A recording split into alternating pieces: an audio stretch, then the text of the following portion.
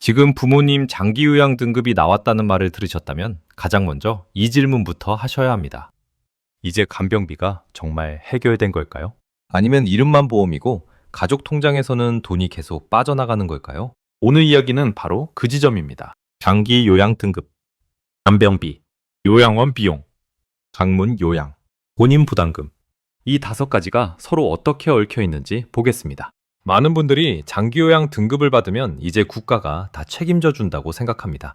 그 마음은 충분히 이해됩니다. 부모님이 갑자기 혼자 씻기 어려워지고 식사도 챙겨드려야 하고 밤에 화장실도 혼자 못 가게 되면 가족은 하루아침에 간병인이 됩니다. 그래서 등급이 나왔다는 말이 구원의 문처럼 들립니다. 그런데 막상 기관과 상담을 해보면 이상한 말이 나옵니다. 본인 부담금은 따로 내셔야 합니다. 식비는 별도입니다. 상급 침실료는 비급여입니다.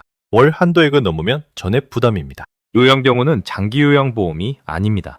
이 말을 처음 들으면 당황합니다. 아니, 등급이 나왔는데 왜 또 돈을 내라는 걸까? 간병비를 줄이려고 등급을 받은 건데 왜 가족 부담이 계속 남는 걸까? 오늘은 이 오해를 하나씩 풀겠습니다. 먼저 결론부터 말씀드리겠습니다. 장기요양 등급은 무료 이용권이 아닙니다. 돌봄 비용을 크게 낮춰주는 제도입니다. 하지만 한도와 본인 부담률이 있고 빠지는 항목도 있습니다. 그래서 등급은 문을 열어주지만 모든 비용을 없애주지는 않습니다. 이 차이를 모르면 선택이 틀어집니다. 요양원에 모셔야 할 분을 요양병원에 모시고 장기요양보험으로 해결될 거라고 생각할 수 있습니다. 방문요양을 신청해 놓고 하루 종일 돌봐줄 거라고 기대할 수도 있습니다. 시설에 입소한 뒤 식비와 간식비, 소모품비가 붙는 것을 보고 뒤늦게 놀랄 수도 있습니다. 오늘 영상에서 꼭 기억하실 문장은 하나입니다. 장기요양보험은 간병비를 줄여주는 제도이지 가족 부담을 없애는 제도가 아닙니다. 이 문장만 정확히 잡고 가셔도 상담받을 때 훨씬 덜 흔들립니다. 예를 들어 보겠습니다. 서울 외곽에 사는 62살 김정희 씨는 87살 어머니를 모시고 있습니다.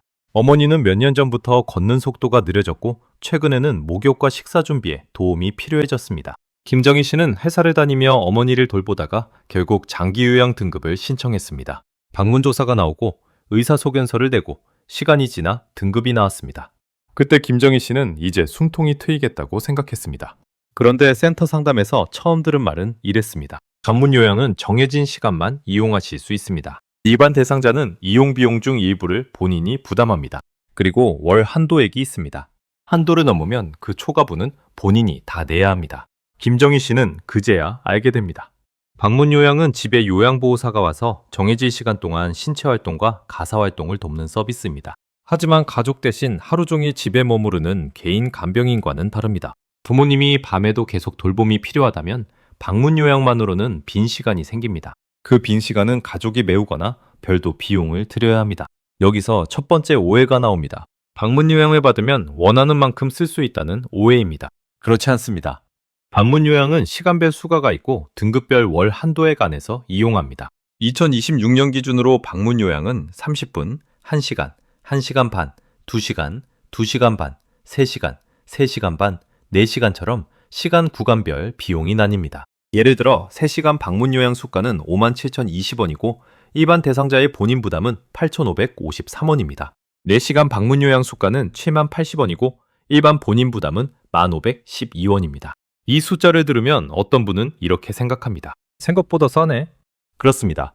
장기요양보험은 분명히 큰 도움이 됩니다. 하지만 중요한 것은 하루 한 번 비용만 보는 것이 아닙니다. 한 달에 몇 번 쓸 수 있는지, 아침과 밤의 빈 시간은 누가 보는지, 주말은 어떻게 할지, 월 한도액을 넘으면 어떻게 되는지를 같이 봐야 합니다.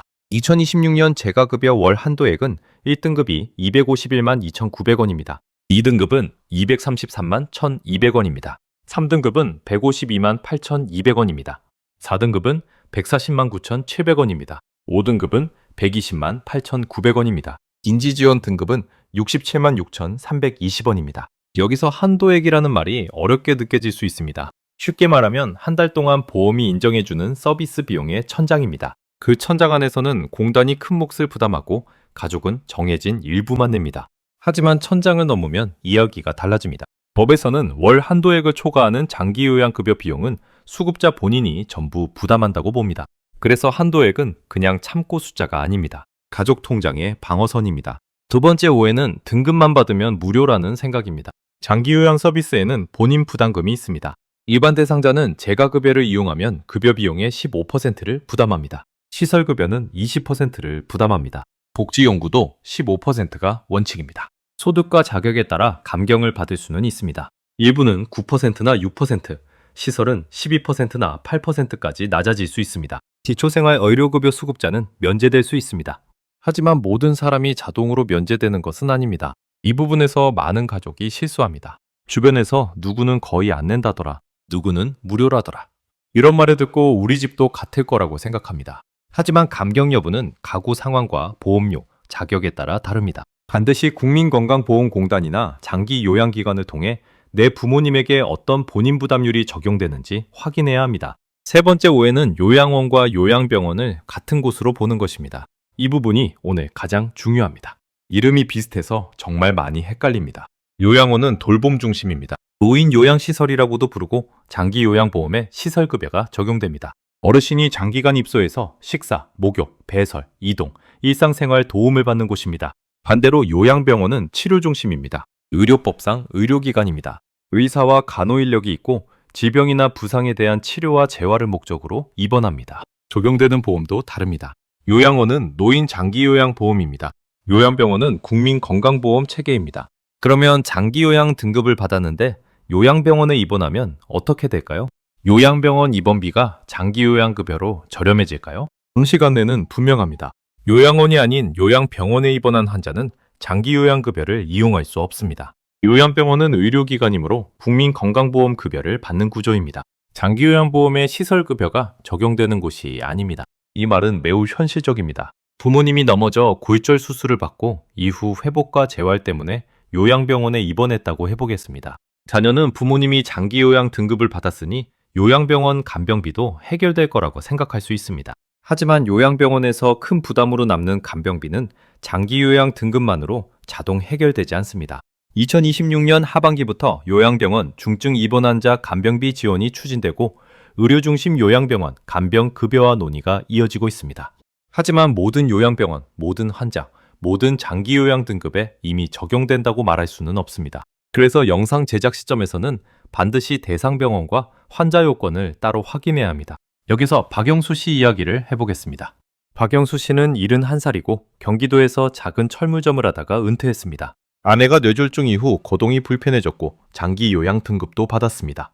처음에는 집에서 방문 요양을 이용했습니다.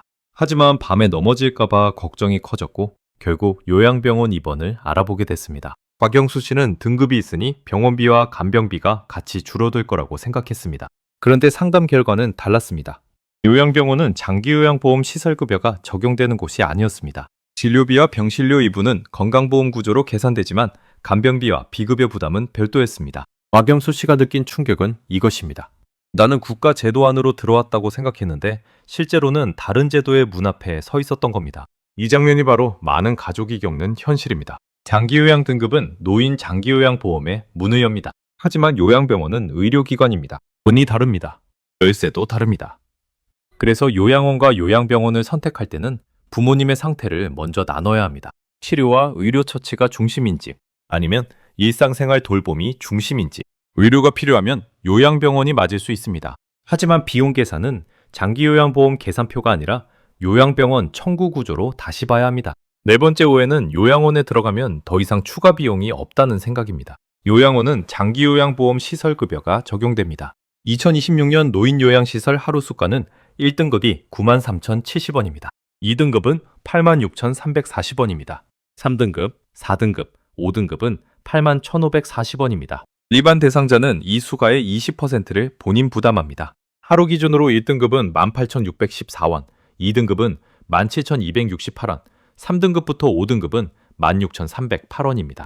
이 부분만 보면 계산이 되는 것 같습니다. 하루 본인 부담금에 한 달 날짜를 곱하면 대략적인 급여 본인 부담이 나옵니다.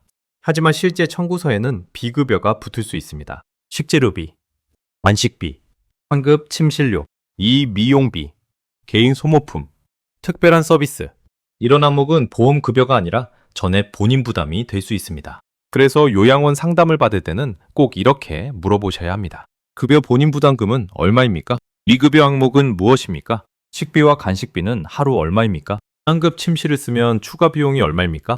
소모품은 가족이 준비합니까? 시설에서 청구합니까? 월 평균 총 청구액을 일반 대상자 기준과 감경 대상자 기준으로 각각 보여줄 수 있습니까? 이 질문을 하지 않으면 계약서 앞에서는 싸 보였는데 첫 달 고지서를 보고 놀랄 수 있습니다. 장기요양보험이 의미 없다는 뜻이 아닙니다. 오히려 반대입니다.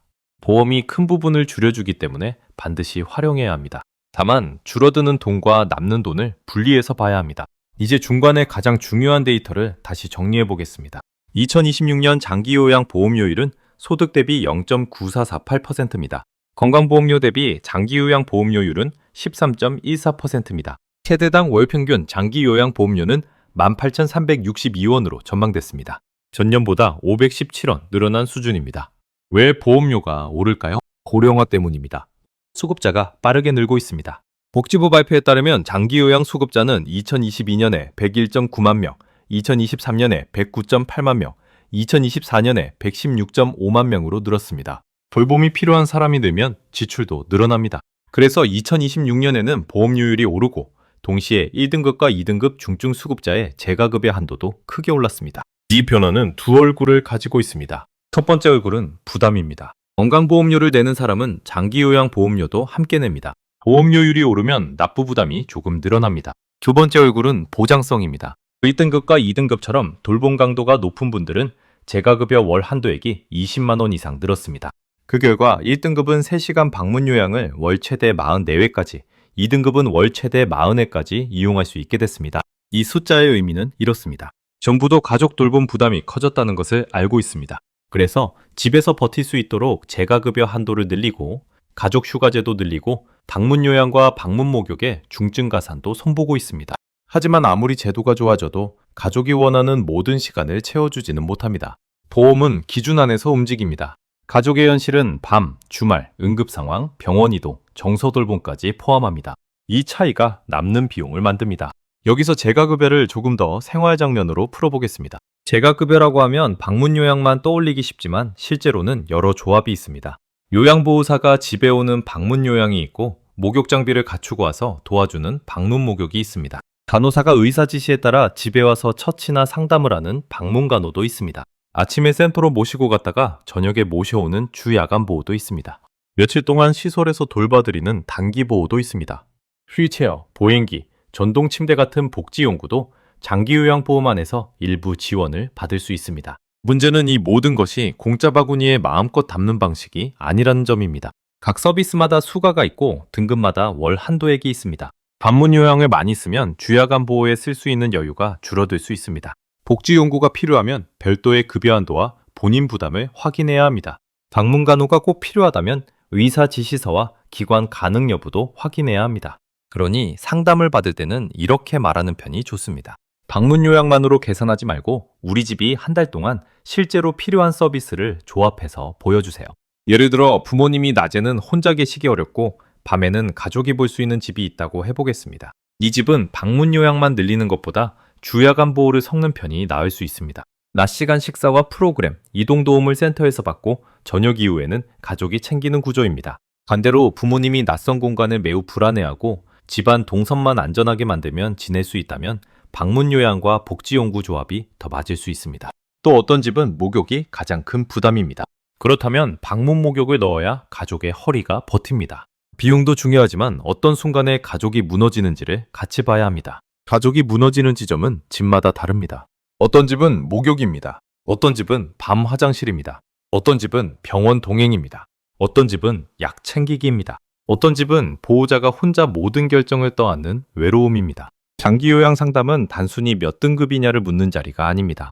우리 집에서 가장 위험한 시간대가 언제인지, 가장 힘든 행동이 무엇인지, 돈을 내더라도 꼭 덜어야 하는 부담이 무엇인지 찾는 자리입니다. 그래서 신청전으로 가족이 메모해두면 좋은 기록이 있습니다. 부모님이 혼자 씻을 수 있는지, 옷을 갈아입는데 시간이 얼마나 걸리는지, 식사를 차려드리면 혼자 드시는지, 화장실까지 혼자 가는지, 밤에 몇 번 깨는지, 약을 빼먹는지, 가스불이나 현관문을 잇는지, 최근 낙상이나 길 잃음이 있었는지. 이 기록은 등급을 더 높이기 위한 요령이 아닙니다. 부모님의 실제 어려움을 정확히 설명하기 위한 자료입니다. 상태를 과장할 필요도 없고 가족 체면 때문에 숨길 필요도 없습니다. 돌봄 제도는 생활의 어려움을 보려고 만들어졌기 때문입니다. 다섯 번째 오해는 치매 진단만 있으면 높은 등급이 자동으로 나온다는 생각입니다. 장기 요양 등급은 병명만으로 정해지지 않습니다. 심신기능 상태와 일상생활에서 얼마나 도움이 필요한지를 봅니다. 1등급은 장기 요양 인정 점수가 95점 이상으로 일상생활에서 전적으로 다른 사람의 도움이 필요한 사람입니다. 2등급은 75점 이상 95점 미만입니다.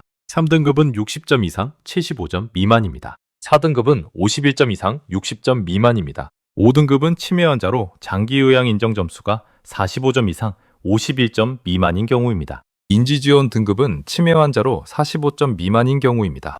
이 등급 기준을 외우실 필요는 없습니다. 다만 한 가지는 아셔야 합니다. 등급 숫자는 병의 이름보다 생활의 어려움에 가깝습니다. 혼자 식사할 수 있는지, 목욕이 가능한지, 화장실 사용이 가능한지, 집안에서 이동할 수 있는지, 인지 기능과 행동 변화는 어떤지, 이런 것들이 실제 등급과 서비스 이용에 영향을 줍니다. 이번에는 또 다른 사례를 보겠습니다. 부산에 사는 68살 이명자 씨는 남편을 돌보고 있습니다. 남편은 치매 초기 진단을 받았지만 아직 혼자 걸을 수 있고 식사도 가능합니다. 다만 약 복용을 자주 잊고 가끔 길을 헷갈립니다. 이명자 씨는 치매 진단이 있으니 높은 등급이 나올 거라고 생각했습니다. 하지만 결과는 기대와 달랐습니다. 이때 실망만 할 것이 아니라 어떤 서비스가 가능한지를 다시 봐야 합니다. 치매가 있다고 모두 시설급여로 바로 이어지는 것은 아닙니다. 인지지원 등급은 주야간 보호와 복지용구, 가족 휴가제 같은 범위가 중심이 될 수 있습니다. 이 경우 가족은 이런 질문을 해야 합니다. 낮 시간 보호가 필요한가? 인지활동 프로그램이 필요한가? 집안 낙상 위험을 줄일 복지용구가 필요한가? 보호자가 쉴 수 있는 가족 휴가제 대상이 되는가?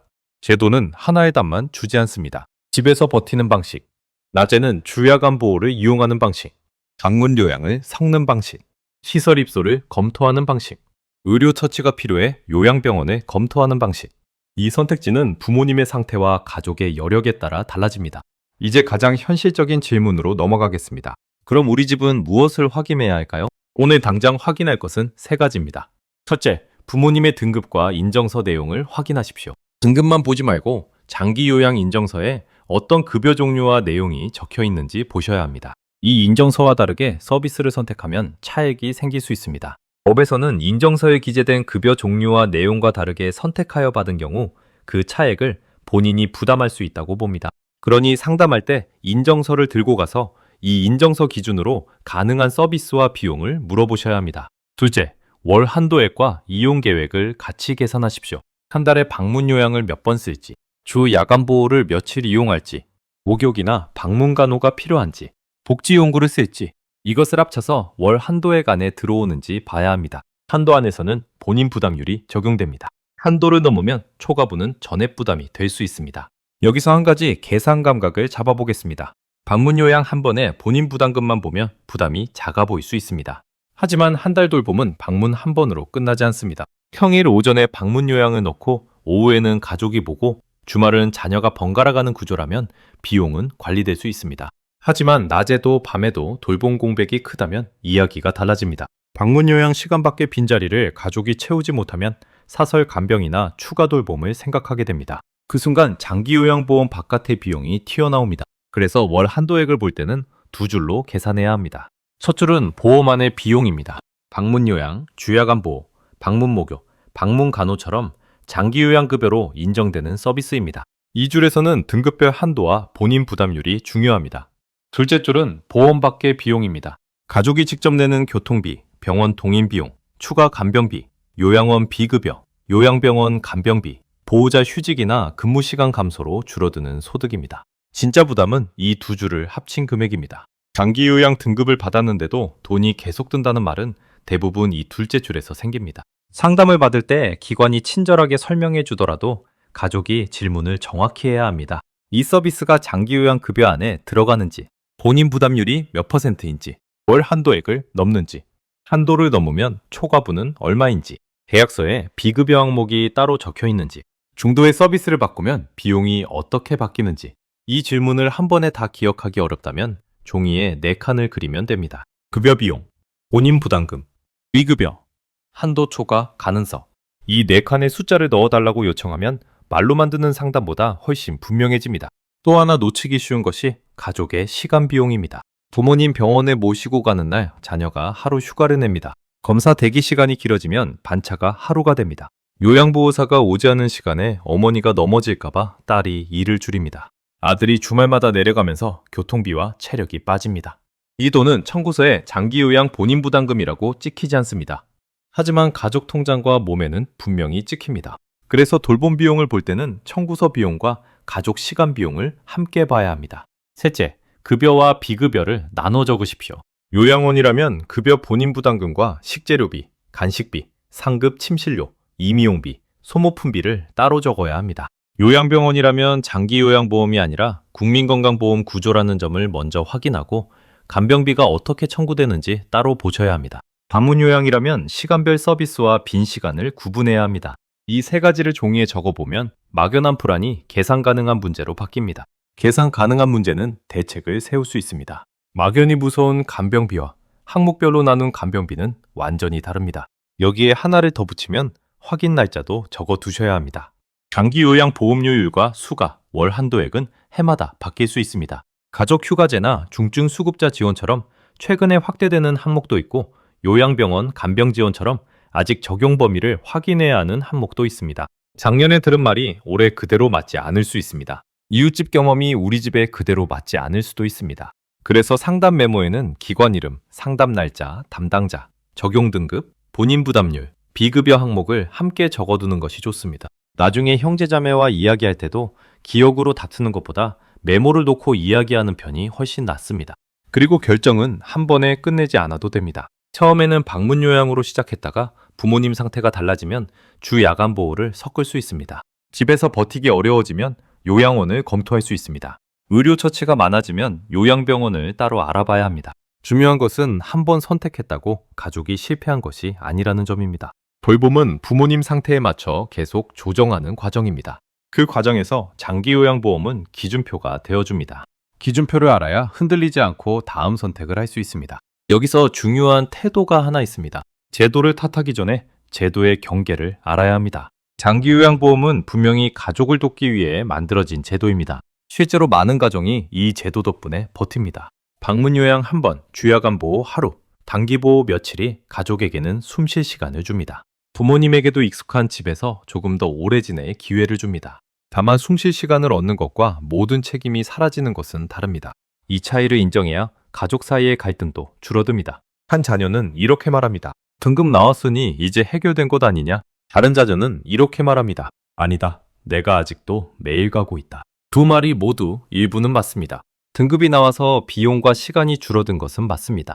하지만 남은 시간이 가족에게 돌아온 것도 맞습니다. 그래서 가족회의에서는 누가 효자인지 따지는 말보다 남은 부담을 어떻게 나눌지 말해야 합니다. 특히 형제자매가 여러 명인 집은 장기요양 인정이 나온 직후가 오히려 중요한 시기입니다. 요양보호사가 오는 시간은 누가 확인할지, 방문요양센터와 연락은 누가 할지, 병원진료 동행은 누가 맡을지, 본인 부담금과 비급여는 어떻게 나눌지, 시설 입소가 필요해지는 기준은 무엇으로 정할지, 이 기준을 미리 정하지 않으면 모든 부담이 가장 가까이 사는 한 사람에게 쏠리기 쉽습니다. 장기요양보험은 가족 갈등까지 대신 조정해주지는 않습니다. 하지만 비용과 서비스 경계를 명확히 알면 가족이 나눠야 할 몫도 더 분명해집니다. 또 가족이 꼭 피해야 할 말이 있습니다. 어차피 나라에서 해준다. 어차피 요양원 가면 끝난다. 어차피 병원에 있으면 안전하다. 이런 말은 마음을 편하게 해주는 것 같지만 실제 준비를 늦춥니다. 나라가 해주는 부분과 가족이 해야 하는 부분이 있습니다. 요양원에 가도 비급여와 보호자 결정이 남습니다. 병원에 있어도 간병비와 퇴원 이후 계획이 남습니다. 돌봄은 장소를 옮긴다고 사라지는 문제가 아니라 장소에 따라 비용 구조가 바뀌는 문제입니다. 하지만 제도가 해주지 않는 부분도 있습니다. 가족이 밤새 안심하고 잠들 수 있게 하는 것, 갑작스러운 병원 입원에서 간병인을 바로 구하는 것, 요양병원 간병비를 전부 없애는 것, 시설의 모든 생활비를 대신 내는 것, 이것들은 장기요양 등급 하나로 자동 해결되지 않습니다. 그래서 준비한 가족은 질문이 다릅니다. 등급이 몇 등급인가요?에서 멈추지 않습니다. 우리 부모님은 재가급여가 맞나요? 시설급여가 맞나요? 방문요양으로 빈 시간이 얼마나 남나요? 요양원 비급여는 월 얼마인가요? 요양병원이라면 간병비는 누구에게 어떻게 내나요? 검경 대상인지 확인했나요? 월 한도액을 넘는 계획은 아닌가요? 이 질문이 가족의 돈을 지킵니다. 희망적인 이야기도 있습니다. 대전의 65살 최선옥 씨는 아버지의 장기요양 등급이 나온 뒤 바로 시설을 정하지 않았습니다. 먼저 집안을 살폈습니다. 화장실 문턱이 부푼지, 침대에서 화장실까지 동선이 안전한지, 낮 시간에 혼자 있는 시간이 얼마나 되는지, 아버지가 병원에 자주 가는지, 그리고 방문요양센터와 주야간보호센터를 각각 상담했습니다. 최선옥 씨는 급여 본인 부담 등과 비급여를 분리해서 적었습니다. 한 달 방문요양 계획을 월 한도액안에 맞췄습니다. 보호자가 너무 지칠 때 쓸 수 있는 가족 휴가제도 따로 메모했습니다. 요양병원은 의료 처치가 꼭 필요할 때 선택하는 것으로 구분했습니다. 그 결과 비용이 없어지지는 않았지만 갑자기 터지는 비용은 줄었습니다. 가족회의도 쉬워졌습니다. 누가 언제 돌볼지, 어떤 돈을 누가 부담할지, 언제 시설을 다시 검토할지를 나눌 수 있었기 때문입니다. 이것이 오늘 영상의 방향입니다. 공포로 끝내지 않겠습니다. 장기요양 등급을 받았는데도 돈이 계속 든다는 말은 절망하라는 뜻이 아닙니다. 어디에서 돈이 남는지 알면 줄일 수 있다는 뜻입니다. 정리하겠습니다. 첫째, 장기요양 등급은 무료권이 아닙니다. 재가급여와 시설급여를 이용할 수 있게 해주지만 본인 부담금이 남습니다. 둘째, 방문요양은 정해진 시간과 월 한도액 안에서 이용합니다. 개인 간병인이 하루 종일 상주하는 것과 다릅니다. 셋째, 요양원과 요양병원은 다릅니다. 요양원은 장기요양보험시설급여의 영역입니다.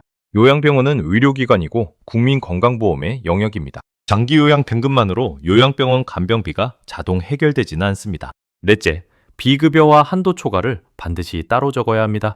식비, 간식비, 상급 침실료, 임의용비, 소모품비는 실제 청구서에서 가족 부담으로 남을 수 있습니다. 다섯째, 감경 여부를 확인해야 합니다.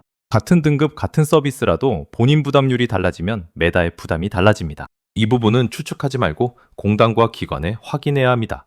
오늘 가장 중요한 한 문자는 이것입니다. 장기요양보험은 간병비를 없애는 제도가 아니라 돌봄 비용을 계산 가능한 수준으로 낮춰주는 제도입니다. 그래서 등급을 받았을 때 해야 할 일은 기뻐하고 끝내는 것이 아닙니다. 인정서, 월 한도액, 본인 부담률, 비급여, 요양병원 여부를 차례로 확인하는 것입니다. 부모님 돌봄은 어느 날 갑자기 시작됩니다.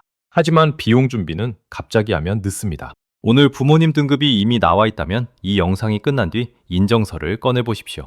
아직 등급이 없다면 부모님이 혼자 생활하기 어려운 부분을 메모해 두십시오. 목욕, 식사, 이동, 배설, 약 복용, 길 찾기. 이런 생활 기록이 상담과 신청 과정에서 큰 도움이 됩니다. 그리고 가족끼리 꼭 말해 보십시오. 우리가 원하는 것은 부모님을 어디든 빨리 보내는 것이 아닙니다. 부모님 상태에 맞는 돌봄을 고르고 가족이 무너지지 않는 비용 구조를 만드는 것입니다. 그 기준이 있어야 요양원도, 요양병원도, 방문요양도 제대로 선택할 수 있습니다. 다음 영상에서는 요양원 입소 전 반드시 확인해야 할 비급여 항목과 계약서 질문을 따로 정리해 보겠습니다. 오늘 내용이 부모님 돌봄을 준비하는 데 도움이 되셨다면 댓글에 지금 가장 걱정되는 비용 항목을 남겨주세요. 비슷한 고민을 가진 분들이 함께 확인할 수 있도록 생활경제와 노후돌봄 기준을 계속 정리해 드리겠습니다.